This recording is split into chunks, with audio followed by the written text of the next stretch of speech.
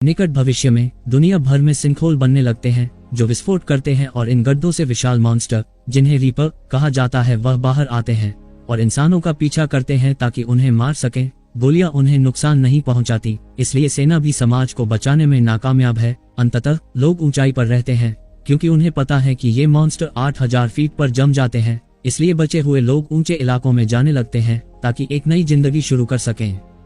3 साल बाद कोलोराडो में हंटर एक छोटे से समुदाय में रहता है। एक दिन वह 8000 फीट की सुरक्षित सीमा को पार करने का फैसला करता है, ये देखने के लिए कि दूसरी तरफ क्या है। तब वह कुछ कदम ही चलता है कि उसे एक रीपर का सामना करना पड़ता है, इसलिए हंटर वापस भागने लगता है। रिपर उसे लगभग पकड़ लेता है, लेकिन वह समय पर सुरक्षित सीमा को पार कर लेता है। इसके बाद हंटर अपने घर लौटता है जहां 193 बचे हुए लोग रहते हैं। उसके पिता विल उसे सुरक्षित सीमा को पार करने के लिए डांटते हैं, उसे उन रिपर और उसके फेफड़ों की समस्याओं की याद दिलाते हैं। हंटर बताता है कि वह बस और लोगों को ढूंढना चाहता था, इसलिए विल उसे बताता है कि वह उसे नहीं खो सकता जैसे उसने अपनी पत्नी को खोया है। बाद में विल शिकार पर कैटी के साथ जाता है और जो हुआ उसे बताता है। यहाँ कैटी उसकी चिंताओं को समझती है, लेकिन यह भी बताती है कि हंटर उनके समुदाय का एकमात्र बच्चा है, इसलिए ये स्वाभाविक है कि वह दोस्तों को खोजने की कोशिश कर रहा है। हालांकि विल बताता है कि हंटर बस अपनी मां के आखिरी स्थान पर जाने की कोशिश कर रहा है।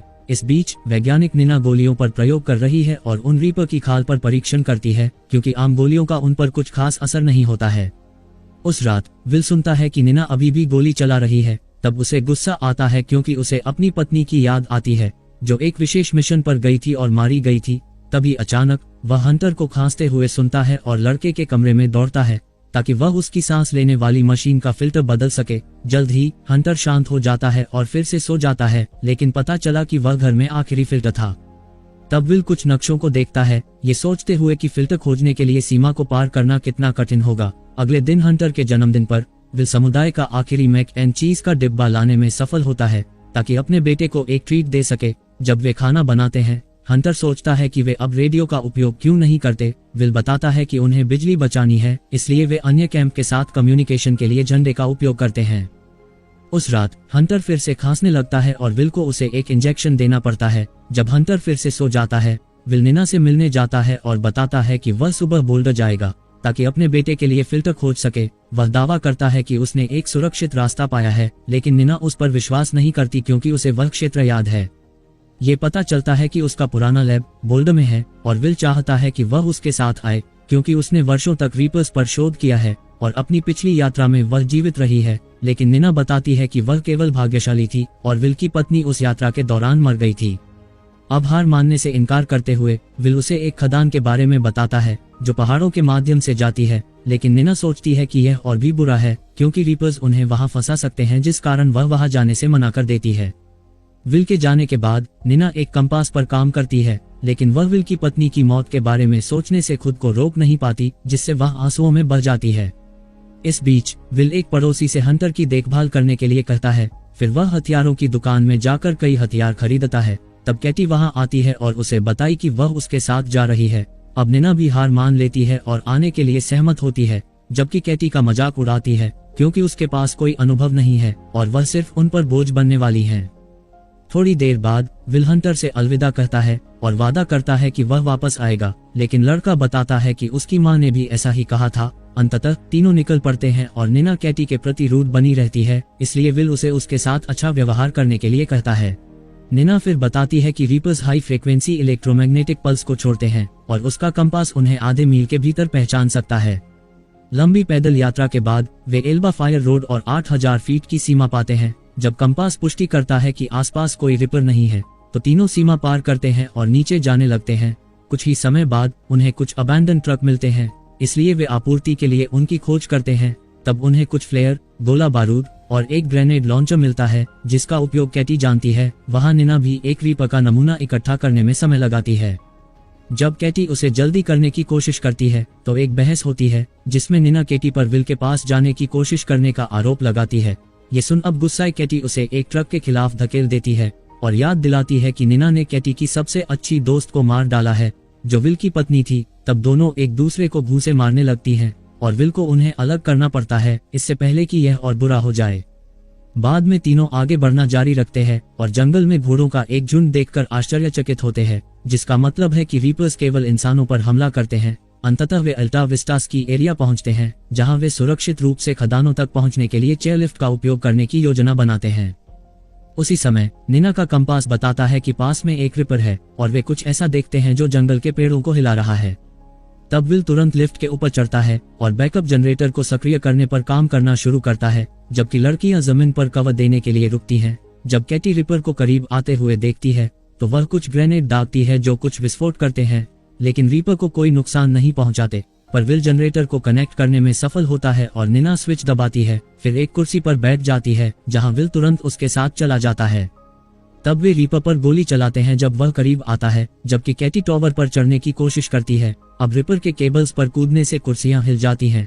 तब कैटी सही समय की प्रतीक्षा करती है, लेकिन दुर्भाग्यवश कुर्सी को छोड़ देती है, इसलिए विल को उसे हवा में पकड़ना पड़ता है। अब निना के पास गोलियां खत्म हो जाती हैं। ठीक उसी समय जब रिपर फिर से केबल्स को हिलाता है जिससे तीनों जमीन पर गिर जाते हैं।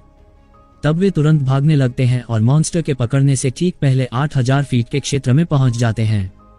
चूंकि रात हो रही है, इसलिए तीनों स्की रिजॉर्ट में रात बिताने का निर्णय लेते हैं। जब वे एक ड्रिंक लेते हैं, निना बताती है कि जब रीपर्स प्रकट हुए तो उन्होंने बिना खाए दुनिया की 95% जनसंख्या को मार डाला था।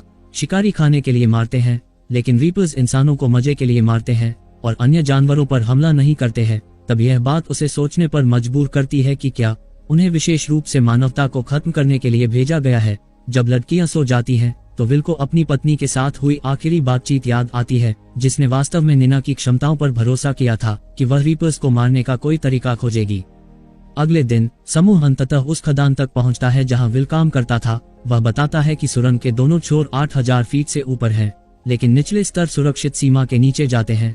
पर सुरंगें ठीक से सील नहीं की गई हैं, इसलिए रिपर वहां उन्हें ढूंढ सकते हैं। अब न ही निना का कंपास भूमिगत के अंदर काम करता है, लेकिन वे यहां तक पहुंच चुके हैं, इसलिए निना और कैटी के पास कोई विकल्प नहीं है, इसलिए वे विल का अनुसरण करना जारी रखती है। अब वे हेलमेट पहनकर तीनों सुरंग में प्रवेश करते हैं और कुछ घंटे चुपचाप चलते रहते हैं, लेकिन दुर्भाग्यवश उन्हें रुकना पड़ता है जब वे पाते हैं कि मुख्य सुरंग एक गुफा में ढह गई है। तब विल उन्हें बताता है कि उन्हें स्तर 7 पर जाना होगा, जिसका मतलब है कि उन्हें सुरक्षित सीमा के नीचे 1000 गज चलना होगा। कुछ चमगादड़ों से डरकर तीनों सीढ़ियों पर चढ़ते हैं और एक नई सुरंग में आते हैं। अब जितनी जल्दी हो सके चलने की कोशिश करते हैं ताकि कोई परेशानी न हो। तभी अचानक उन्हें एक आवाज सुनाई देती है और वे अपने हेलमेट की रोशनी को ढक लेते हैं, लेकिन अब बहुत देर हो चुकी है। सुरंग में एक रीपर है और उसने उन्हें पहले ही देख लिया है। तब समूह तुरंत भागने लगता है, जबकि कैटी कभी कभी ग्रेनेड दागती है, उम्मीद करती है कि वह रिपर को धीमा कर देगी, और विल गोली चलाता है, लेकिन उस पर यह सब बेकार है। जब वे दीवार में एक छेद पाते हैं तो तीनों अंदर भागते हैं और विल दीवार पर गोली चलाकर तीनों के लिए छिपने के लिए पर्याप्त जगह बनाता है। लेकिन रीपर अपनी चमकदार पूंछ को छेद के अंदर डालता है, इसलिए विल एक फ्लेयर फेंकता है ताकि उसे भटकाए। तभी रोशनी एक रास्ता दिखाती है जो विपरीत दीवार में है। कुछ मिनटों तक रेंगने के बाद कैटी एक और सुरंग में आती है, लेकिन जल्द एक रीपर द्वारा खोजी जाती है जो तुरंत उसे अपनी पूंछ से चुभो देता है। तब विल उसे पकड़ने की कोशिश करता है, लेकिन वह तेजी से नहीं कर पाता और उसे देखना पड़ता है कि रिपर उसे ले गया है। उस क्षण में निना एक सीढ़ी पाती है, इसलिए वह और विल तुरंत चढ़ते हैं और सुरक्षित ऊंचाई पर पहुंचते हैं। बाद में निना और विल अपनी यात्रा जारी रखते हैं। जब रात होती है तो वे एक पुराना घर पाते हैं और रात बिताने के लिए अंदर जाते हैं। वहां कुछ मैक एंड चीज के डिब्बे होते हैं और वे रात के खाने के लिए उन्हें खाते हैं, जबकि विल बताता है कि यह हंटर का पसंदीदा खाना है। तब वह निना से पूछता है कि पुराने लैब में क्या है, तो वह बताती है कि वह एक ऐसा केमिकल सब्सटेंसेस वहां पा सकती है जिससे गोलियां उन रिपर को नुकसान पहुंचा सकती है। वह सिद्धांत लगाती है कि रीपर्स विद्युत रूप से चार्ज होते हैं, इसलिए सही गोली उनके लिए विस्फोट का कारण बन सकती है। तब उसकी ये बात विल को यह एक अविश्वसनीय जादुई गोली की तरह लगती है और वह विश्वास नहीं कर पाता कि उसकी पत्नी एक कमजोर सिद्धांत के लिए मर गई है। अगले दिन वे घर से ट्रक लेते हैं और जितनी जल्दी हो सके सीमा पार करने लगते हैं। तब वे एक ऐसे शहर से गुजरते हैं जो जानवरों द्वारा कब्जा कर लिया गया है। बाद में वे अस्पताल पहुंचते हैं और फिल्टर खोजने के लिए खोज करते हैं, जबकि कुछ अजीब आवाजें सुनाई देती हैं, लेकिन कंपास उन्हें किसी चीज के बारे में चेतावनी नहीं देता है। तब उन्हें अंततः फिल्टर पाने के लिए अंतिम मंजिल पर जाना पड़ता है। फिर वे भागने लगते हैं, लेकिन अचानक एक रीपर दीवार को चीरता है, जिस कारण उन्हें तेजी से चलने के लिए मजबूर होना पड़ता है ताकि उन विशाल पंजों से वे बच सकें। अचानक रिपर की पूंछ एक दीवार से होकर विल को पकड़ लेती है, इसलिए निना कुल्हाड़ी को पकड़ती है और पूंछ पर वार करती है। वह तब तक वार करती है जब तक कि मॉन्स्टर विल को छोड़ नहीं देता। फिर निना एक गैस कैनिस्टर खोलती है ताकि गलियों में धुंध भर सके। उम्मीद करती है कि इससे उन्हें कुछ मदद मिल सकती है। तब विल को एक विचार आता है, इसलिए वह रीपर के करीब आने का इंतजार करता है।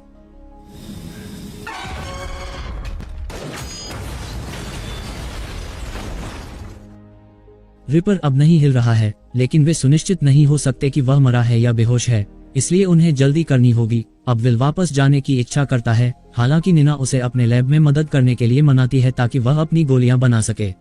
जब जोड़ी ट्रक पर निकलती है तो रीपर जाग जाता है। अब कुछ ही समय बाद वे लैब में पहुंचते हैं और निना रसायनों को मिलाना शुरू करती है, जबकि विल निगरानी रखता है। तब एक डेस्क पर वह एक तस्वीर देखकर चौंक जाता है, जो दिखाती है कि निना का एक परिवार था जिसके बारे में उसने कभी बात नहीं की। यहाँ निना बताती है कि जब दुनिया खत्म हुई, वह काम कर रही थी और अपने परिवार के साथ नहीं हो सकी।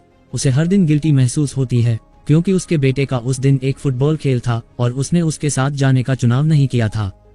तब निना ये भी स्वीकार करती है कि वह विल की पत्नी की मौत के लिए वह खुद से नफरत करती है, लेकिन विल उसे आश्वस्त करता है कि ये किसी का दोष नहीं था। जब निना अंततः अपनी गोली पूरी करती है तो वह इसे खाल पर परीक्षण करती है, लेकिन खाल को कुछ नहीं होता है। बाद में वह विल से कहती है कि वह अपने बेटे के पास लौट जाए, क्योंकि वह यहाँ तब तक रहने वाली है जब तक वह एक उपाय खोज नहीं लेती या कोई रीपर्स उसे मार नहीं देता है। तब थोड़ी देर बाद विल अपने ट्रक पर निकलता है, जबकि निना एक और गोली का मिश्रण करने की कोशिश करती है, लेकिन ये काम नहीं करता। लगातार वह इतनी व्यस्त होती है कि उसे अपने कंपास की प्रतिक्रिया का एहसास नहीं होता है। उसी समय वह कुछ शोर सुनती है, लेकिन यह भी महसूस करती है कि अब एक ऐसा केमिकल कॉम्बिनेशन बना है जिसे उसने नहीं आजमाया है, इसलिए वह इसे मिलाने के लिए जल्दी करती है।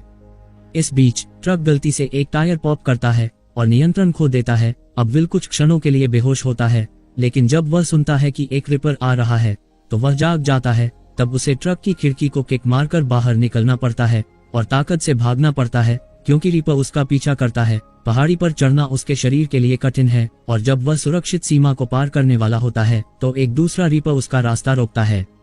अब विल निराशा में गोली चलाता है, लेकिन कोई फायदा नहीं होता और वह उम्मीद खो देता है। लेकिन उसी समय निना आती है और अपनी नई गोलियों से शूट करती है।